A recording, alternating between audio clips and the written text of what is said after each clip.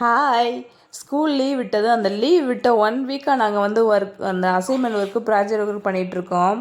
இது வந்து பசங்களுக்கு கொடுத்தாங்களா இல்லை பேரண்ட்ஸ் கொடுத்தாங்களான்னு தெரில. ஆனால் பசங்களுக்கு அதை பற்றி எதுவுமே தெரியல. இது அவங்க பண்ணுற ஒர்க்கும் கிடையாது.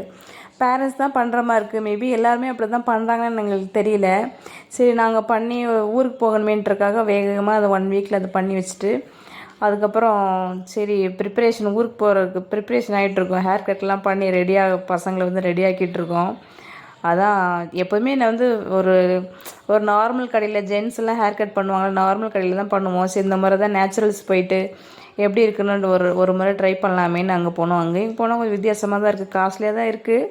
பட் நல்லா ஹேர் கட் பண்ணிவிட்டு என் பசங்களை அப்புறம் இன்னும் ஊருக்கு போகிறனால வீட்டில் இருக்கவங்களுக்கு போர் அடிக்குது. சைக்கிள் வச்சுக்கிட்டு எனக்கு சைக்கிள் ஓட்டணும்னு சொல்லிட்டு ரொம்ப வற்புறுத்திட்டே இருப்பாங்க. அதனால் காலையில் கொஞ்சம் ஈவினிங் கொஞ்சம் நேரம் ரோட்டில் வந்து சைக்கிள் ஓட்ட வர்றது. எங்கள் வீட்டில் உள்ள பசங்களுக்கு இப்படி தான் டைம் பாஸ் ஆகிட்டுருக்கு.